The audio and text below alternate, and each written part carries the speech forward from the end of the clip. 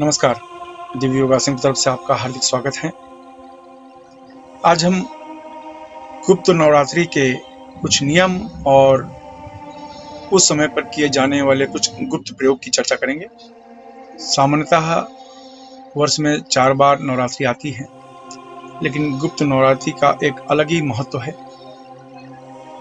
जितने भी प्रकार की तंत्र की क्रियाएं होती हैं, अगर इस गुप्त नवरात्रि में किए जाएं तो सफलता कई गुना ज़्यादा मिलती है। इसलिए जो तंत्र क्षेत्र के साधक हैं, उन्हें गुप्त नवरात्रि को यूं ही जाने न दें, इस मुहूर्त को जाने न दें। इसके अलावा जो संसारिक जीवन में है, गृहस्थ जीवन में है, यानी हर व्यक्ति इस गुप्त नवरात्रि के मुहूर्त का लाभ उसे उठाना चाहिए, क्योंकि आप इस दिन जो भी मंत्र का जाप करते हैं, जो भी साधना करते हैं, जो भी अभ्यास करते हैं, उसकी सफलता का जो प्रतिशत होता है वो 10 गुना ज्यादा होता है। इसके लिए इस गुप्त नवरात्रि के मुहूर्त को कोई भी व्यक्ति जाने न दें।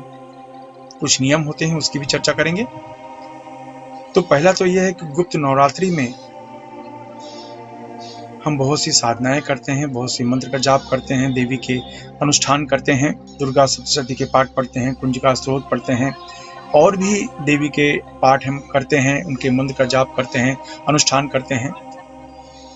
तो याद रखें कि कोई भी मंत्र का जाप, स्तोत्र पाठ अगर आप करते हैं गुप्त नवरात्रि में, या फिर किसी भी प्रकार की साधना कर रहे हैं, तो उस साधना करने के पहले या किसी भी प्रकार का माता दुर्गा से संबंधित स्तोत्र पाठ या मंत्र जप का अभ्यास कर रहे हैं, तो उस मंत्र का जाप करने के पहले एक माला गुप्त नवरात्रि उत्कीलन मंत्र का जाप करना चाहिए। मंत्र चाहे कोई भी जाप कर रहे हो नवरात्रि में, याद रखें। फिर चाहे आप महाविद्या की साधना कर रहे हो, भैरव की साधना कर रहे हो, किसी भी प्रकार के तंत्र क्षेत्र की साधना कर रहे हो, या माता दुर्गा की साधना आराधना कर रहे हो, किसी भी तरह की साधना, पूजा, स्तोत्र का पाठ आप कर रहे हैं, तो वो करने के पहले एक माला गुप्त नवरात्रि उत्कीलन मंत्र का जरूर करें, यानी 108 मंत्र का जाप करें। उसके बाद अपनी साधना की शुरुआत करें, या नवरात्रि का जो पाठ आप कर रहे हैं, माता दुर्गा का स्तोत्र पाठ, कवच जो आप कर रहे हैं वो करें। और जब वो समाप्त हो जाता है तो एक माला फिर से गुप्त नवरात्रि उत्कीलन मंत्र का जाप करें। और ये मंत्र है ओम दुंग दुंग दुर्गे ह्रीम दुंग दुंग दुंग फट।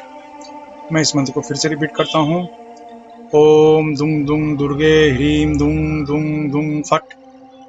ये गुप्त नवरात्रि उत्कीलन मंत्र जो है, यह आपकी सभी प्रकार की मनोकामनाओं को पूर्ण करता है और उसमें बहुत तेजी से मदद करता है। यह आपके सफलता की संभावनाओं को बढ़ा देता है। इसलिए इस मंत्र का अभ्यास किए बिना आप आगे न बढ़ें। यानी पहले आप नवरात्रि उत्कीलन मंत्र यानी गुप्त नवरात्रि उत्कीलन मंत्र का जाप करें एक माला। फिर जो भी आप अभ्यास करना चाहते हैं नवरात्रि के दिनों में आप करें, और जब आपका अभ्यास समाप्त हो जाए तो एक माला फिर से गुप्त नवरात्रि उत्कीलन मंत्र का जाप करें। आपको आश्चर्यजनक परिणाम दिखाई देने लगेगा, क्योंकि अगर आपको लाभ नहीं मिल रहा था इतने दिनों से, या जिस तरीके से आपको चाहिए था उस तरीके से लाभ नहीं मिल रहा था, तो आपको आपकी मनोकामना के अनुसार लाभ मिलने की संभावना बढ़ जाती है। लेकिन इसके कुछ नियम हैं कि पति पत्नी मिलकर इस मंत्र का अभ्यास कर सकते हैं। इस दिन बाल नाखून न काटें, न कटवाएं, काले कपड़े बिल्कुल न पहने, चमड़े के बेल्ट न पहने, मुंडन न करें, दिन में सोने से बचें, ब्रह्मचर्य का पालन करें, किसी को अपशब्द न कहें, गाली न दें, महिला का सम्मान अवश्य करें। महिला कोई भी हो सकती है।